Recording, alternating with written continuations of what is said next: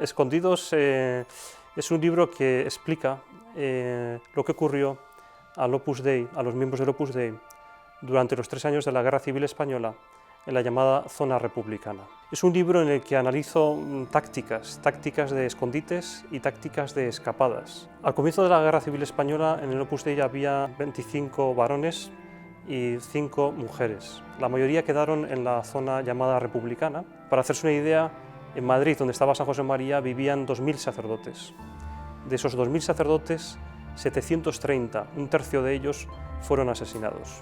Es un momento en el cual el peligro no era solamente que el fundador perdiera el contacto con los demás miembros de la obra, sino que el peligro era que desaparecieran, que fuesen asesinados por motivos religiosos o también por motivos sociales.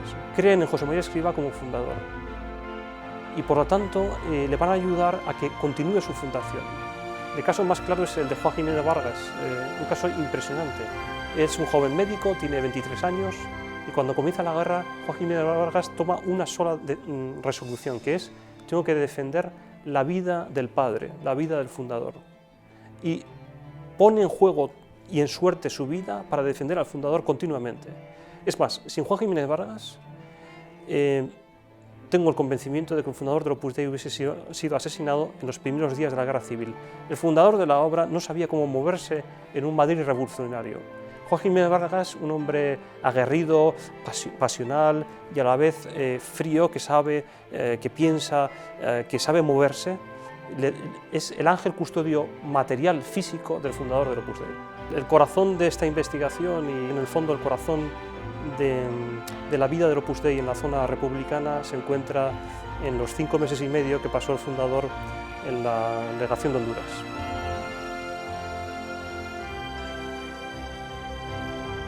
Bueno, vamos a visitar la casa que fue la antigua legación de Honduras.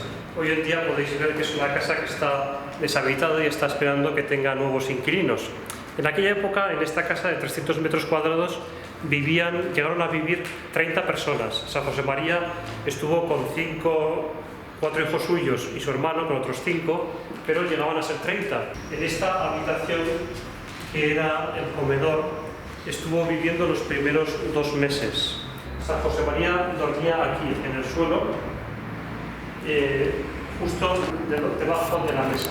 En el hall, durante las primeras semanas, celebró la Santa Misa. No sabemos bien, pero probablemente fue en aquella esquina donde había un armario grande, un vargueño, y allí se sentaba para celebrar, se situaba para celebrar. Al fondo llegamos al sitio donde vivió San José María en los últimos 3 meses. Era una habitación que estaba cerrada con una puerta. Ahora, en estos momentos, es seguro ser guiado, pero todavía se conserva un suelo original. Esta habitación le llamaban, de modo coloquial, la galguera, porque era una habitación muy chica, como esas habitaciones que a veces se usan, pues, en este caso, para tener los perros encerrados. Y en esta habitación San José María vivió 3 meses, celebró aquí la Santa Misa. En la parte del fondo se puede ver el lugar en el que dormía por las noches, tumbado en unas colchonetas. En esta habitación tenía San José María por las mañanas aquí 3 maletas en las cuales se celebraba la Santa Misa. Y también se conserva, y probablemente es original, el radiador que se encuentra en la pared de la izquierda y la ventana, que de acuerdo con el dibujo que hizo Álvaro del Portillo es la original. También he podido ver qué ocurrió con las mujeres de la obra. Por una parte, las 5 que se encontraban en Madrid cuando comienza la guerra pierden el contacto al principio, pero después una de ellas, que se llamaba Hermógenes García, contacta con la madre y la hermana del fundador del Opus Dei y les ayuda, a veces pues, en pequeñas cosas de cocina, a veces les ayuda también para preparar algunos paquetes que envían a la delegación de Honduras a José María Escrivá y a los que están con él. En sus cartas, en sus meditaciones, José María Escrivá lo que decía era: tenemos que rezar por todos, tenemos que rezar por la paz, tenemos que rezar por los soldados que mueren en ambos frentes de batalla, tenemos que rezar por las familias que están sufriendo la represión.